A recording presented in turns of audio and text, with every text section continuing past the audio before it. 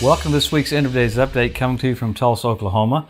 We ended up speaking at World Outreach Church, our home church, on Sunday. Had a great time Sunday morning. Got into the ministry of angels in both services. It's wonderful to talk about how powerful our Father is and all the help we have from heaven and speaking on angels. So we're coming to you every week to look at the different things that point to the coming of the Lord, specifically the signs of the second coming, and literally the signs of the Ezekiel 38 war, because that happens right after the rapture. Because we know the rapture of the church is signless, but the second coming has sign after sign after sign. So it's interesting that Jesus never rebuked the crowd. He rebuked the Pharisees over and over again, but the only time he rebuked the crowd was over them not knowing the times. He said, you can tell what the weather's going to be, but you don't know what your hour, your visitation is. So we get into this so we'll know that we have to accelerate. It'd be like telling a football team in the 2-minute warning in a Super Bowl, the quarterback saying, oh, I don't need to look at the clock. I don't need to look at the game clock. No. He has to look at the clock to know the urgency to get the play off. The plays at the end of the game are much more critical than the ones at the beginning. So we're coming to this looking so that we can see the finish line.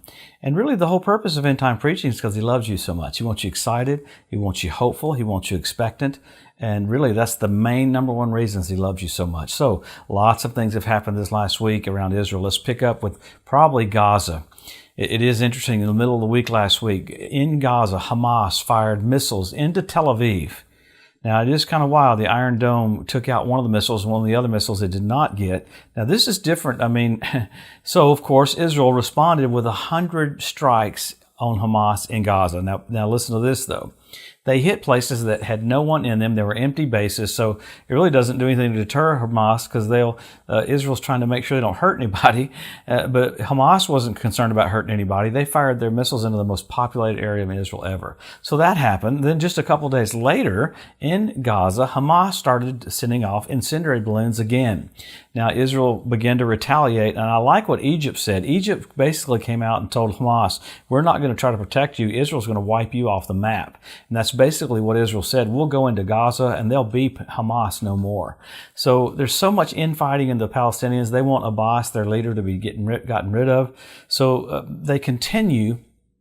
The moment Israel gave them Gaza, they started firing missiles over. We don't even have the time to get into all the people that I know that their houses have gotten hit by shells in the southern part of Israel. A friend of mine, but daily that their air raid sirens going off every single day and they're running to shelters. So we don't hear about that here in America. We don't hardly even hear about it in Europe, but it's only covered with a few different news agencies in Israel. Specifically, even the threats from Russia on Israel the last couple of weeks, there was nothing covered at all in America. So many things are building up to the coming of the Lord. It's pretty radical. So that happened this last week. You had much more going on with the Temple Mount. You had some Israelis that decided to go ahead and get bold and run right up into the Temple Mount, and the Palestinians freaked out. Remember, over the Golden Gate entrance, they're still freaking out over that. But Israel went up in there because they're really ready to start having sacrifices.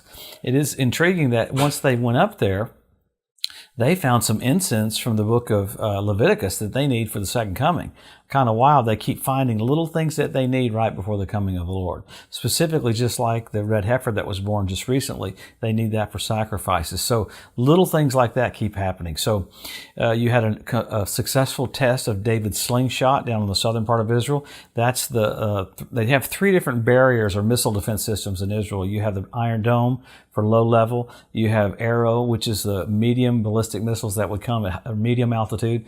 And then you have that Arrow system, David's slingshot, for the high altitudes, basically outside of our atmosphere that would come into Israel. So Israel's got all these different levels set up to cover them. So in the middle of all of that, you had Iran announcing Monday that they're building 2 more nuclear plants. So with that, their head of their Revolutionary Guard said, we're still bent on annihilating Israel. Pretty wild. You saw there were several reports of the highway they're trying to continue to build right there through the corner of Iraq and Syria, where they're transporting missiles down through that corridor all the way into Syria. And Benjamin Netanyahu came out and said, we're still not going to let that happen in Syria with Iranian buildup. You still have Iranian troops on the border of Israel. This happened even last week, where America, sent more troops to Iraq to protect Israel right there. Iran ended up hacking one of the one of the leaders in Israel's phones. Gantz's phone got hacked by Iran, and then Benjamin Netanyahu's family's phone got hacked by Iran. So there's this continual fight toward the setup to try to annihilate Israel. It is so quiet here in America about it, but one thing after another. It's hard to get into all of them in just 5 minutes, but man, event after event after event is pushing toward what will happen after we're gone. It's pretty amazing. There's more verses written about what it'll look like during that 7-year period called the tribulation. Pretty amazing. People think the church is going through the tribulation. No, the tribulation is called a time of Jacob's trouble. The whole purpose of the tribulation is God's about to hand off to the Jews, just like Enoch handed off to Noah, and just like Elijah handed off to Elisha, the church is about to hand off to the Jews. God will raise up 144,000 Jewish evangelists, and they'll basically half of the world's population will be saved by the second coming. Now, there'll be a lot of horrible things happening during that time, but it's pressure to get people to accept Jesus as their Messiah, just like there was pressure on Pharaoh with Moses to soften his heart. So we look at all these things that lead up to this. So it's exciting. It's wonderful. We're about to see Jesus. So we always go to the Scripture and look at the signs. You had Israel made a nation. Jerusalem won back. Jesus said the group of people that sees those two events will not pass away till all is fulfilled. So that's us. Then you have the Hebrew language restored. You got the Ethiopian Jews brought back.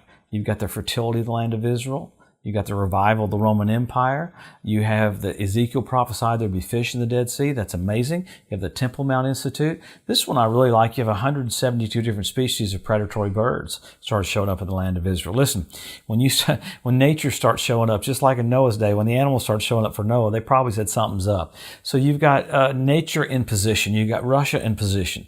If you looked at a map and saw of Russia all over Syria, because the Bible says Russia will come down on Israel right after the rapture of the church.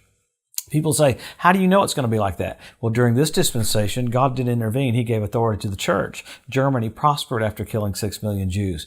But when the church is taken off the earth, Russia comes down on Israel and God plays rat-a-tat-tat with his baseball bat. So these are days of God getting the earth ready for the entrance of the King. So after all those signs, there's many more. You've got signals. You had the blood red moons on Passover and Tabernacles, 4 in a row. NASA calls that a tetrad. When's the last time you had 4 in a row on Passover and Tabernacles? 1967 when Jerusalem was won back.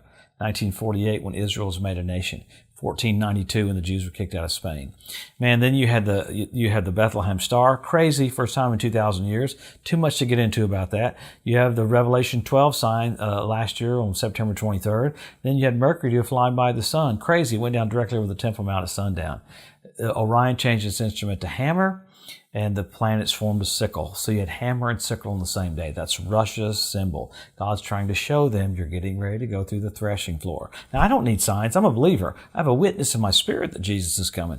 But the Lord's so merciful, He gives sign after sign after sign after sign to show you the time that we're in, that we're about to see Him face to face. The number one thing Jesus said, don't be troubled, don't be deceived. He wants you happy, He wants you hopeful. And then what's even cooler about that, He said, lift up your heads. Your redemption's drawing nigh, indicating you could be downtrodden right before the coming of the Lord, and He wants you excited, just like in a wedding. You want your bride walking down the aisle, not beat up and depressed. You want her remotely as happy as you are. So let's let the preaching on the coming of the Lord bring us great joy and great hope. I had one preacher tell me, Joe, if you preach on the coming of the Lord, just get everybody's hopes up. That's exactly right. It's the hope that purifies us even as we're pure.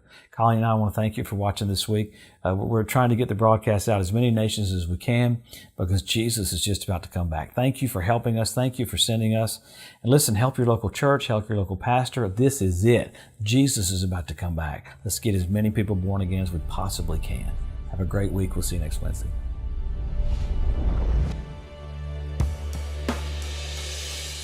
Thanks for joining us today at the End of Days Update. If you'd like to be notified every time there's a new post, just go to the EDU at josephmorris.com and subscribe to receive email alerts.